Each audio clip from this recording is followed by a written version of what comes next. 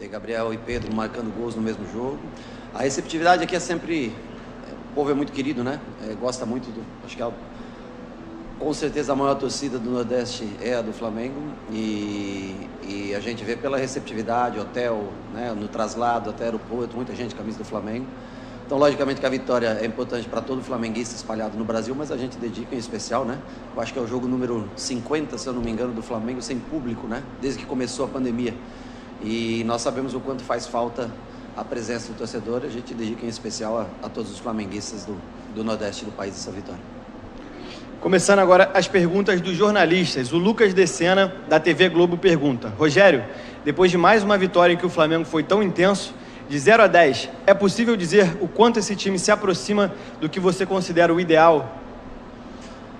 No futebol, primeiro que eu não teria como dar uma nota.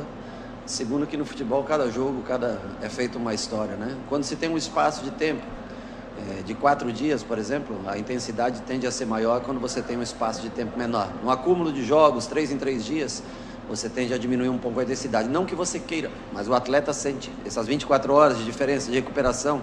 Por exemplo, que a gente teve no jogo de quinta para segunda, se fosse no domingo, teria uma diferença.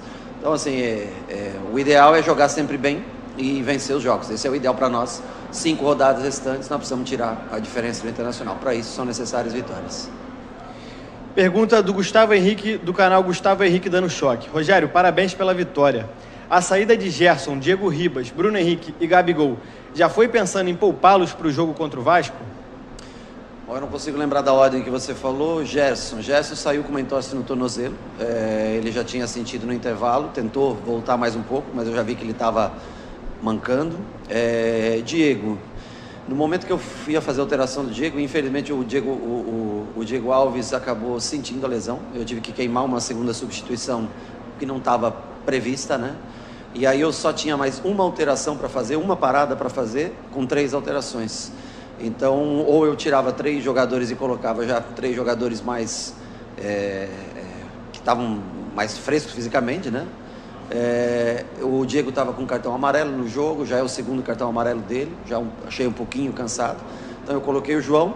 Poderia ter segurado um pouco mais os 2 atacantes, na verdade, né? Mas ou eu fazia naquele momento as 3 alterações, ou eu perdia as outras 2 alterações. Por isso eu troquei Bruno Henrique e Gabriel, entrada de Pedro e Vitinho. O Guilherme, da Rádio Bangu, faz 2 perguntas aqui. Rogério, boa noite. Gostaria que você explicasse a entrada do PP como segundo volante e o quanto te preocupa a quantidade de gols perdidos pelo time. É um modo de ver, né? Tem gente que vê quantos gols perderam, eu vejo quantas chances foram criadas. E que em determinado momento, se você cria muito, a tendência é que você tenha mais chance de fazer gols.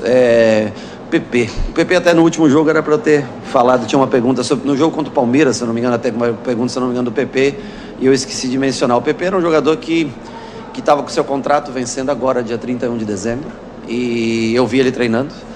Gostei muito do PP treinando, eu não conhecia tanto assim o trabalho dele, e eu fico feliz de ele ter renovado por mais 6 meses, se eu não me engano, o contrato, estendido por mais 6 meses o contrato dele. É um cara que fez um gol contra o Palmeiras, sempre tem ajudado a gente. Ele e o João no meio campo hoje, com esse recuo do Arão para a quarta zaga, ele tem sido fundamental nesse revezamento, porque o Diego é um 10 de origem, o Gerson, de origem, de formação, também é um 10, o PP é um meia também, o João um segundo volante. Então, assim, é um time leve, bem ofensivo, e eu tenho que ter esses jogadores descansados. PP, contra o Palmeiras, fez o gol, fez uma grande partida, hoje um pouquinho abaixo do que ele está acostumado a jogar, mas importante para dar ritmo de jogo para ele, e importante também ter tido a renovação do contrato dele até julho.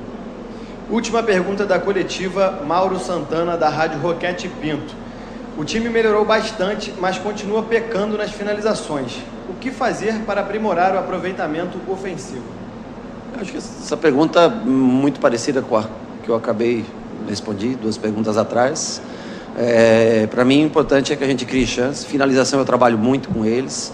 Eu não consigo trabalhar, por exemplo, nesse intervalo de 2 dias. Nesse intervalo de 2 dias eu não tenho como trabalhar isso com os atletas que começaram o jogo hoje, porque é muito pouco, o tempo é escasso para recuperação, com uma viagem agora, que Você chega às 4 da manhã, 5 da manhã, ele chega em casa, amanhã já tem que se apresentar para trabalhar.